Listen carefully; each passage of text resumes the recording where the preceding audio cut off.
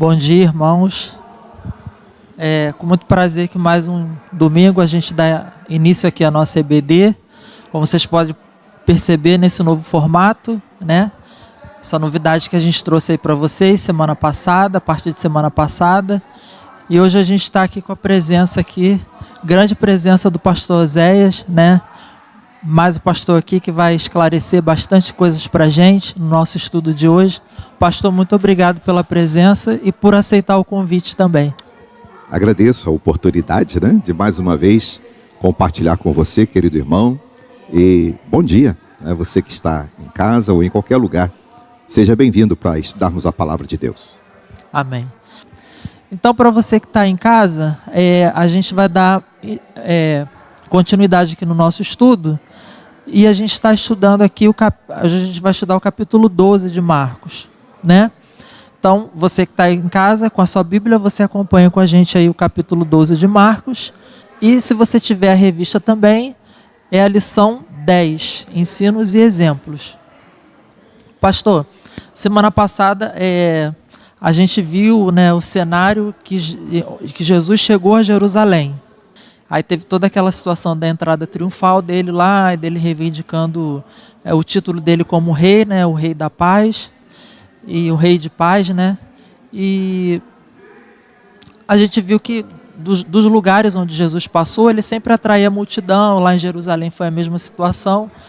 E o que a gente vai ver hoje também é o cenário ali ainda é Jerusalém. Jesus ainda está ali em Jerusalém e até o final dos nossos estudos ele vai estar lá em Jerusalém, né? Que vai acontecer todo aquele ápice, né, da história de Jesus, do ministério dele.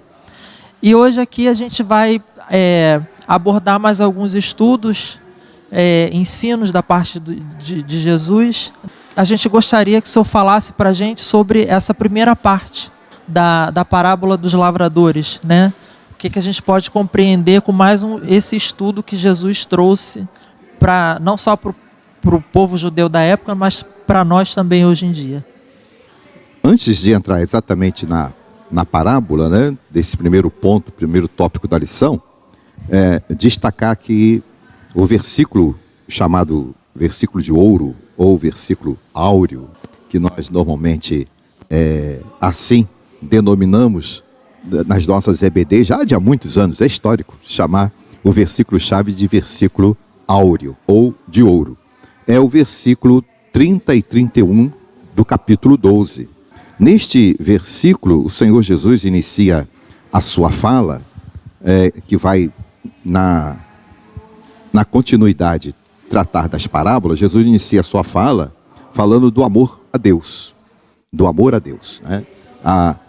Como entender o amor a Deus e, consequentemente, a exemplo do amor a Deus, amar também ao próximo. Ele diz que o amor que nós precisamos demonstrar para o Senhor, ele diz nesses dois versículos, né, 30 e 31, que é de todo o teu coração, verso 30. Ou seja, todo sentimento, de toda a tua alma e de todo o teu entendimento. Ou seja, é um amor que é racional, não é irracional. É o amor que nós compreendemos a obra de Deus. E também de toda a tua força, ou seja, todo o nosso sentimento, toda a nossa força, todo o nosso desejo a respeito de Deus. E Jesus destaca, né, que este é o primeiro mandamento, E o segundo, semelhante a este, é o verso 31, quando ele diz que é o segundo mandamento, que não há outro mandamento maior que este, que é amar ao próximo. Este versículo vai estar na continuidade da lição, mas eu quis dar esse destaque neste momento. E outro ponto interessante é identificar o capítulo 12. O capítulo 12, realmente, conforme o Mike disse, Jesus está em Jerusalém, a partir daqui ele vai estar em Jerusalém. E o capítulo 12, Jesus está diante dos seus interlocutores. Nós vamos ver aqui alguns deles. E o capítulo 12 aparece aqui exatamente 7 importantes cenários de Jesus, onde ele ensina, onde ele cita exemplos e aplica, não é, esses exemplos, esses ensinos aos irmãos que precisavam conhecer aquilo que Jesus vinha falando. E ele trata aqui, nessa interlocução, a partir de parábolas. Não é? O que são parábolas? Parábolas são pequenas narrativas usadas pelo Senhor Jesus através de alegorias, ou seja, uma linguagem figurada, ok? Então, parábola é isto. E as parábolas eram muito comuns, na realidade, eram muito comuns na literatura oriental. Então, para os seus interlocutores, para os seus ouvintes, não era uma novidade Jesus falar por parábolas, porque era muito comum. E Jesus a utilizou como mestre dos mestres, né? Como nós costumamos dizer, ele usou parábolas para aplicar ensinos.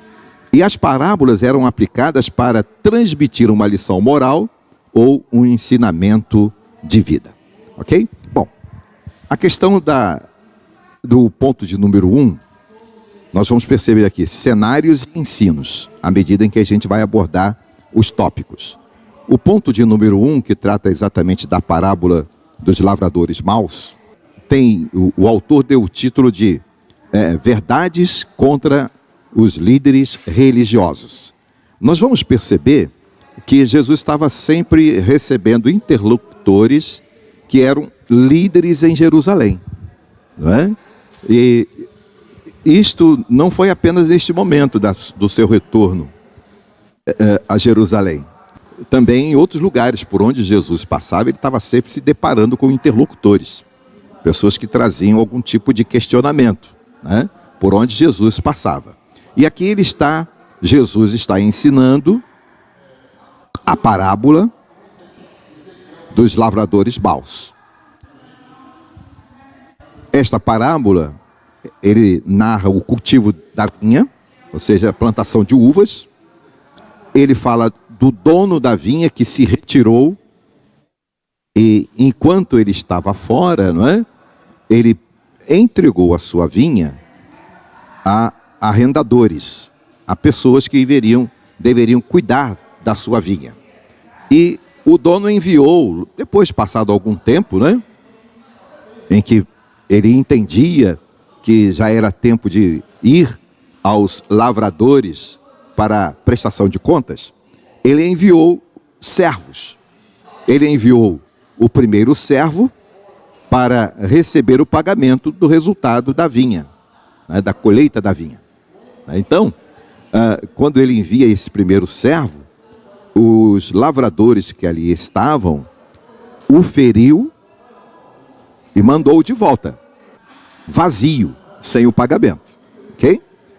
Depois ele mandou outro servo, enviou outro servo, e este outro servo foi apedrejado. Aliás, apedrejamento é comum no tempo do povo de Israel, né? Aliás, fazia até parte da lei lá, né? A questão do apedrejamento. Então ele foi apedrejado, afrontado, e foi embora, sem o pagamento. Veio outro servo. Olha a insistência do dono. Isso traz uma lição para a gente, daqui a pouquinho a gente vai ver, né? Mandou outro servo. Esse outro servo, eles mataram e não voltou, porque ele foi morto, né? E não voltou. E por fim, né, de ter mandado alguns servos, o dono da vinha disse assim: eu vou mandar o meu filho. Pode ser que eles vão ouvir o meu filho. Pode ser que eles vão dar atenção ao meu filho. Então eu vou enviar o meu filho. Respeite, né? Oi? Respeite o filho. Pode ser, né? Então eu vou mandar. E enviou. Enviou o seu filho. Então, e esse filho veio, mas os maus lavradores, olhando vir o filho, zombaram dele. Zombaram do filho do dono da vinha.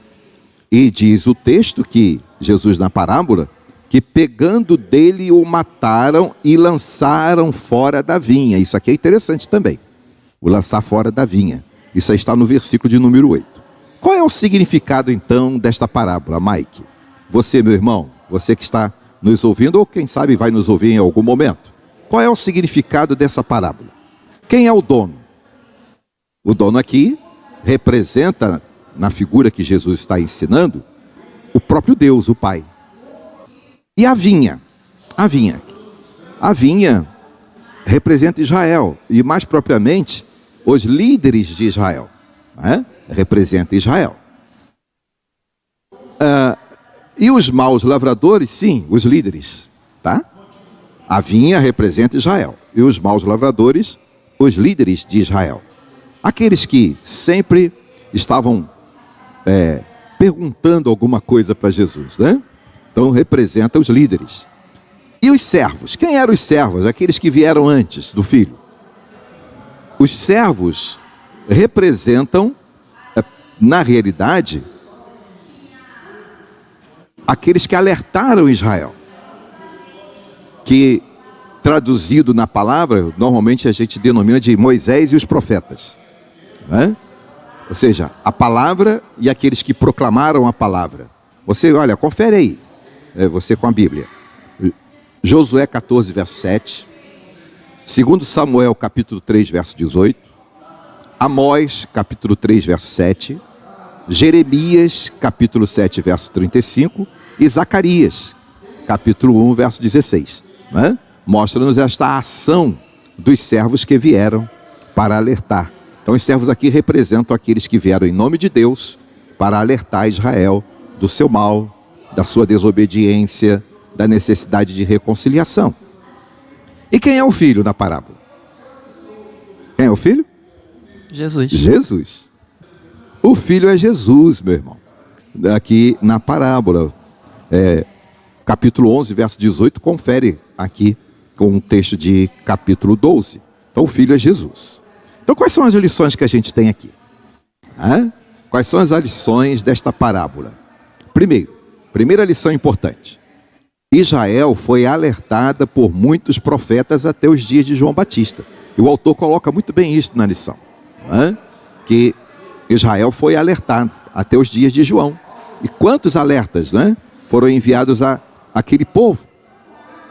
Outro ensino que temos aqui é que esses homens de Deus, assim como João Batista, pregaram o arrependimento, a necessidade de arrependimento. Aí, seguindo aqui a lição, a gente vai receber um outro grupo de religiosos, né, que agora são os saduceus, né? E a gente vai ver aqui que os saduceus, eles têm uma ideia assim, muito errada, né, da palavra de Deus. Sim. Né? E eles também se aproximam de Jesus, né, trazendo uma questão ali para Jesus, né, realmente confrontando ali a Jesus, né? Por isso que o pastor está falando aqui que nós hoje em dia somos também a todo tempo confrontados, então é por isso que é importante a gente estar inteirado da palavra de Deus, né, pastor? Exatamente. Fala um pouquinho pra gente aí sobre essa situação aí dos saduceus que se aproximam de Jesus com mais uma pegadinha aí. Esse é o terceiro ponto da lição, de número 10, não é? Que é a concepção equivocada que os saduceus tinham a respeito da eternidade. Tá?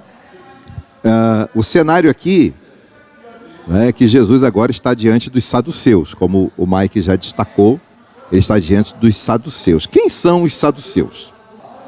Os saduceus, irmãos, eram pessoas da alta sociedade.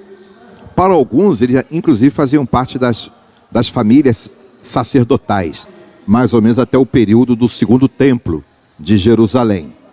E para os saduceus, só os primeiros 5 livros do Antigo Testamento eram sagrados, ou tinham autoridade divina.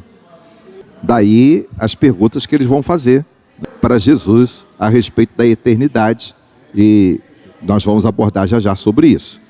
Além disso, os saduceus eram um grupo descrente que formavam uma seita, que chegava a ser quase até que um partido, tá? Um partido. E eles rejeitam os principais ensinos, né, referentes a Jesus Cristo e a palavra do Novo Testamento, e por que não dizer o Velho Testamento também, que aponta para Jesus.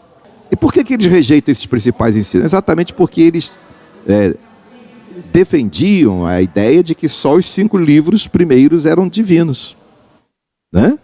E naqueles 5 livros primeiros trata da história de Israel, né? A criação, a história de Israel, as leis referentes a Israel, dada...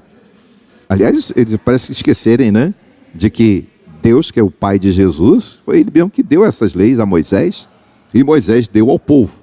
Então eles guardavam a lei ao princípio de rejeitar todas as outras coisas. Tá?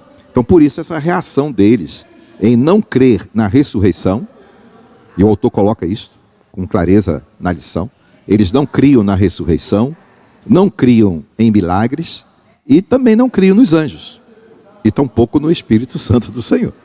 Porque eles não conseguiam perceber esta revelação nos 5 primeiros livros. Daí a reação deles diante de Jesus, não é? Porque não tinham a ideia de quem era Jesus. Ou, pelo menos, não aceitavam. Não aceitavam. Presumindo de forma errada, eles presumiam de forma errada o relacionamento conjugal. Na realidade, esse presumir de forma errada no relacionamento conjugal, a gente pode perceber aqui mais uma forma de tentar pegar Jesus, né? Em alguma circunstância. Eles montaram uma história, essa que é a verdade, né? Pode ser até que eles estivessem baseados na história de alguém, mas naquele momento eles trouxeram uma história para Jesus, né? A história de uma mulher que teve 7 maridos. Mas como isso, pastor? Bom, se você ler o texto lá, né, de capítulo 12, você vai ver. Ela casou-se com 7 maridos e os 7 eram irmãos. E por que casou-se com todos eles? Porque ela não teve filho, não suscitou, né, o texto diz isso, herdeiro para aquela família. E isto era muito presente no costume deles. E ela ficou viúva, né? Ficou viúva dos 7, inclusive, né? Eu, se fosse um dos irmãos, não casaria com ela, não. Pois é, você não casaria, né? Pois é. Mas era costume, né? Era costume. Quer ver? Você vai ver isso de uma forma assim, muito mais tranquila na história de Ruth. Boaz, né, por ser um parente próximo, né, redimiu. Primeiro, tinha um antes dele, mas aquele não se interessou. Boaz redimiu Ruth, né? E casou-se com ela para dar o quê? Herdeiros, né, aos seus primos. Boaz era primo dos filhos de Noemi, ok? Então, é isso aí, era costume da época. Mas nesse caso aqui a gente percebe uma história bem montadinha. Então, o que eles queriam saber? Então poderia rejeitar, então, né? Não, poderia. Não, porque na história dela é complicado, né? Porque ela matou... Ela ficou viúva dos 7, pois né? Então, a gente percebe aqui, Mike e queridos irmãos, que realmente era algo montado. Né? O que eles disseram? Senhor, a respeito da ressurreição, vamos lá.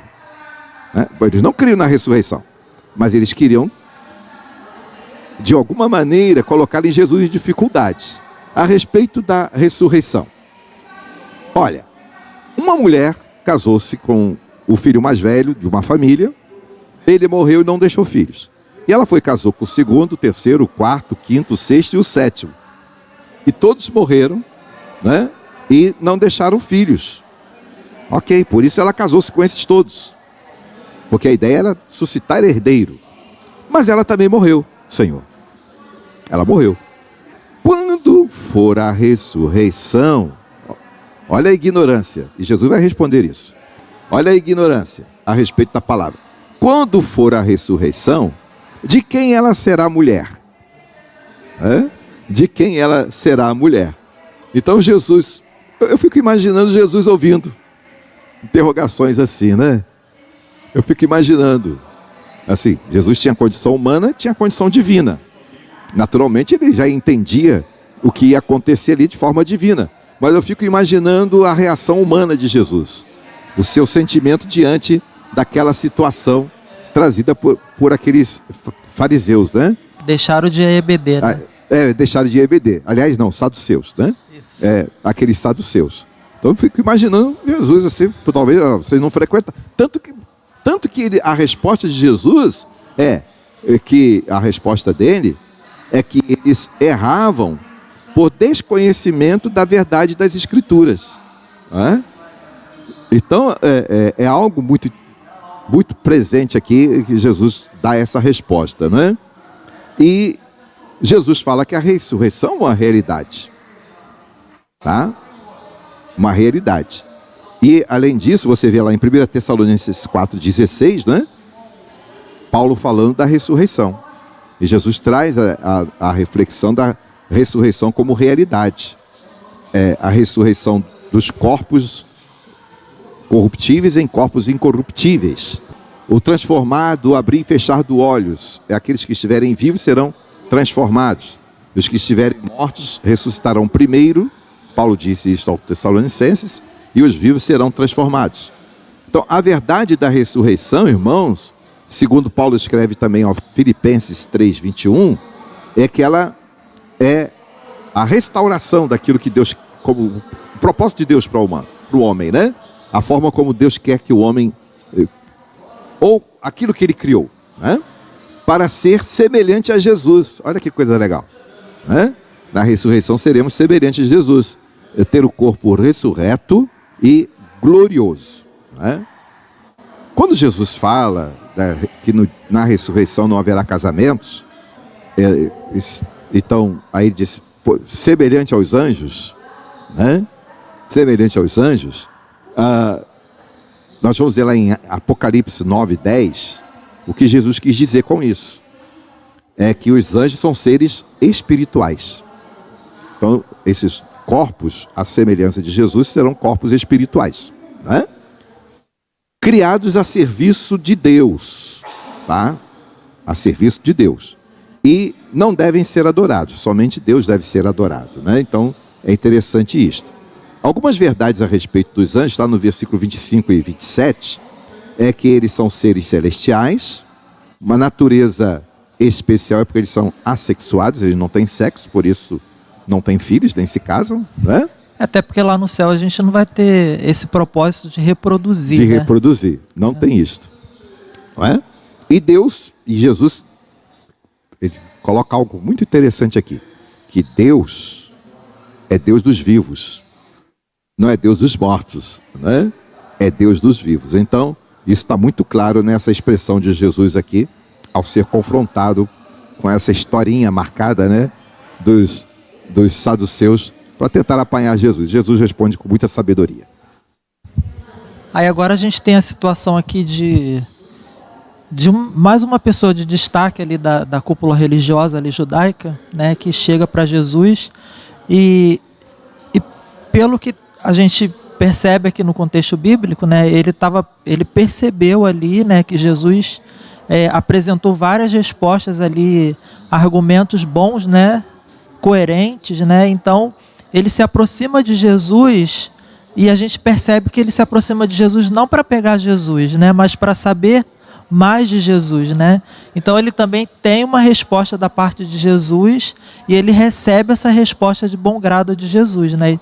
E mais lá no final a gente vai ver que Jesus também, né, reconhece, né, que ele recebeu essa resposta. Nesse cenário, qual é a nossa concepção correta a respeito de Deus, né? É isto que Jesus está respondendo neste quarto tópico da lição, tá? O cenário é a presença dos escribas diante de Jesus. Esse é o cenário. Mas que eles vêm realmente percebendo, como você disse, que Jesus tinha respondido. Então, eles também tinham as dúvidas deles. Mas a gente percebe nos escribas algo mais humilde, né, de quebrantamento. Tanto que depois eles demonstram isto na narrativa de Marcos capítulo 12, né? Então Jesus está diante dos escribas. Bom, assim como eram os saduceus, assim como eram os herodianos, os fariseus, né? Pessoas que ocupavam algum ponto de destaque, os escribas também. Tá? Os escribas também. Quem eram os escribas? Os escribas eram profissionais da produção de textos, né? Por isso, escriba, né? Profissionais da produção de textos. Eles registravam inclusive números. Nós poderíamos dizer que eles eram os estatísticos de hoje, trabalhando com números no sentido de registrar população, nascimento possivelmente. Então eram pessoas incumbidas desta tarefa. Eles tinham uma outra tarefa também: copiar artigos, né, e arquivar informações. Então, tarefa dos escribas. E ocupava uma posição de destaque, porque poucas pessoas sabiam ler e escrever, então eles tinham uma posição de destaque nos dias de Jesus, né? E o assunto principal abordado pelos escribas, qual foi? O assunto principal foi sobre qual é o principal mandamento. Esse foi o assunto, né, que eles abordaram. Foi essa pergunta que eles fizeram para Jesus. Qual é o principal mandamento? E Jesus está aí, no verso 28. E Jesus responde: o principal mandamento é: amarás o Senhor teu Deus. Esse é o principal mandamento. Então Jesus vai ensinar sobre o grande amor de Deus por nós e o nosso amor a Deus. Aí ele diz de que maneira a gente deve amar a Deus. Lá na introdução eu falei, né? Aquela do texto áureo. E o texto áureo está aqui neste ponto. E de todas as tuas forças e sentimentos, como está lá na introdução. Tá? Aí depois Jesus fala assim: este é o primeiro mandamento, amar a Deus. Amar a Deus sobre todas as coisas, com toda a tua alma, com todo o teu coração, de toda a tua força, com todo o teu entendimento. Amar a Deus. Mas Jesus diz para eles: mas tem um outro mandamento. O segundo mandamento, na sequência deste, verso 31, é: amarás o teu próximo como a ti mesmo. O amor ao próximo. E quando Jesus ressalta isso aqui, ele não está ressaltando de algo sem um propósito. Propósito exatamente porque os líderes judeus de Israel, eles demonstravam muito mais amor às coisas que fazia a si próprio, por interesse, do que propriamente interessar-se pelo próximo.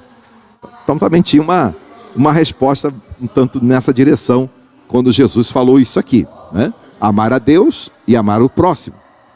E aí Jesus encerra dizendo assim: não tem maior, né, mandamento do que este aqui, sobre amar a Deus e ao próximo.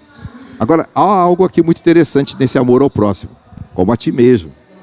Então, a medida do amor que eu entrego ao próximo é a medida que eu me amo. Então, isso fica claro aqui. Quais são as lições aqui, irmãos?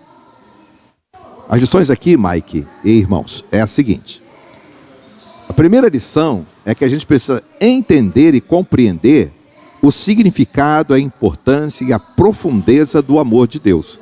Aí eu me reporto aqui a João, quando ele escreve no Evangelho, né, sobre o amor de Deus, ele fala de tal maneira, a profundeza do amor de Deus, né? Então, importância do amor de Deus. O escriba aceitou de bom grado, o texto diz isso, né? O Mike destacou isto, é verdade. Aqueles interlocutores aceitaram de bom grado o que Jesus teria dito, a explicação de Jesus, né? E entenderam que eles deveriam fazer desta forma. E o que nós podemos perceber aqui é que o nosso culto precisa ser a Deus, demonstrando o nosso amor a Ele. O nosso culto é ao Senhor, com a demonstração do nosso amor a Ele. E não apenas no templo, né? Não apenas no templo, precisa ser, ter uma relevância espiritual, o nosso culto ao Senhor, né?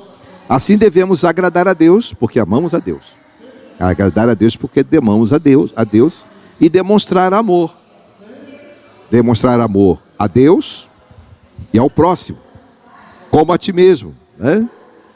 Assim como a nós, amar o próximo. Então, aqui nesse ponto de número 4, Jesus está em resposta aos escribas, destacando a importância da palavrinha chave que a gente encontra na Bíblia, que nós vamos encontrar o amor de Deus sendo revelado desde a criação, não é? Ao longo da história de Israel, Deus demonstrando o seu amor a eles. Quando mandou os profetas, né, quando enviou Moisés e os profetas, foi por amor ao povo de Israel. Então ele está dizendo que ele era a resposta principal do amor de Deus, a presença dele ali, né, e que iria consumar na cruz do Calvário depois, né? Então Jesus é a resposta principal do amor a Deus. E o amor a Deus, o amor a nós mesmos e o amor ao próximo é o destaque desse ponto de número 4. Pastor, eu só queria assim abrir um parênteses ainda em relação a esse tema, né, que a gente está falando aqui do escriba, né, e desse esclarecimento que Jesus fala do maior mandamento. Eu penso que Jesus também, ele foi muito sábio, né, quando ele fala assim, né, ame o Senhor, o seu Deus, né. Imagina se ele tivesse falado, né, ame a mim, né, ia ser ali um alvoroço tremendo, né, porque tinha toda essa polêmica deles não reconhecerem a Jesus, né. Então eu acho que Jesus ele se colocou de uma maneira muito sábia, né, até mesmo para não perder aquele escriba, né, que se chegou até ele assim de uma forma muito humilde, né. Meu querido, se tem uma coisa que a gente vibra, é ver Jesus reagindo diante das pessoas. Com essa reação de Jesus diante do escriba, ele estava dizendo o quê? Que o amava. E por isso Jesus deu uma resposta que seria lógica para o escriba. Como você disse, se ele dissesse, ame a mim, naquele momento os escribas e os que estavam ali ouvindo não entenderiam. O caldo ia entornar, né? O caldo ia entornar, né? O problema seria maior. Ok.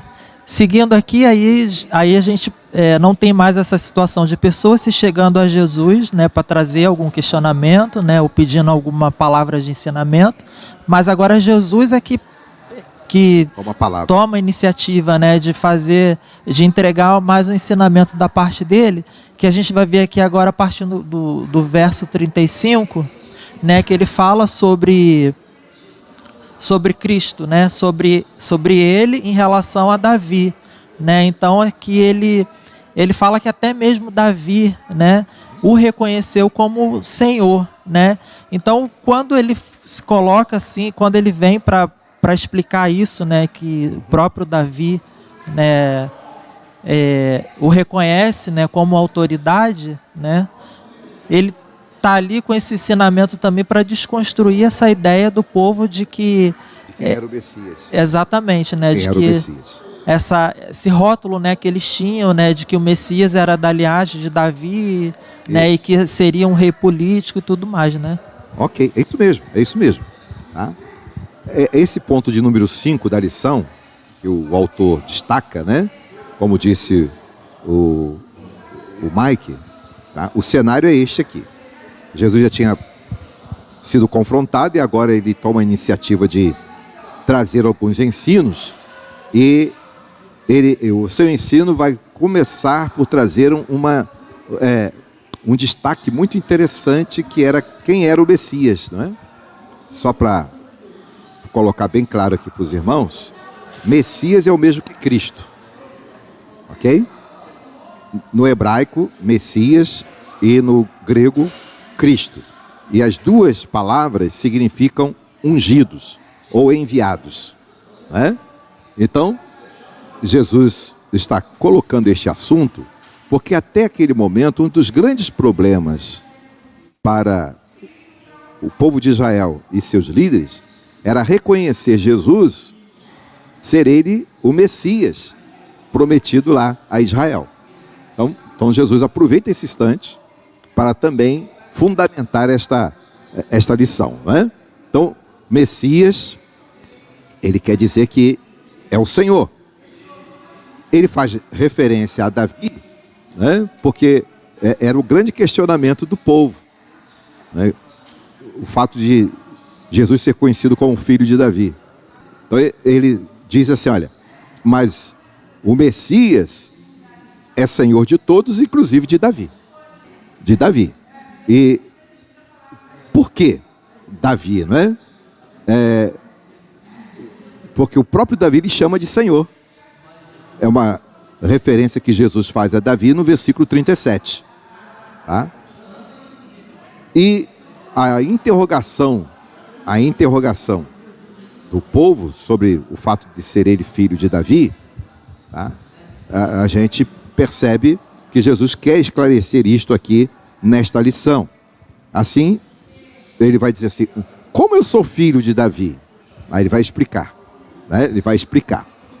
Filho de Davi, apenas referente à linhagem da família terrena de Davi. Jesus era da linhagem, porque José era da linhagem de Davi, de Judá, né? Assim como Maria também. Então, é nesse sentido. A gente pode também ampliar um pouquinho a ideia de que Davi era o rei. Né, o pastor vai encerrar esse nosso momento da IBD. Muito obrigado, Deus, pela lição que pudemos aprender, de que o Senhor é o Senhor de nossas vidas e que devemos entregar as nossas vidas ao Senhor. Abençoe aqueles que participaram da IBD nesta manhã e as classes que estão reunidas aqui no santuário, e que possamos crescer no conhecimento da Tua Palavra e aplicá-la aos nossos corações. Em o nome de Jesus. Amém. Obrigado, irmãos, e até semana que vem. Tchau, tchau.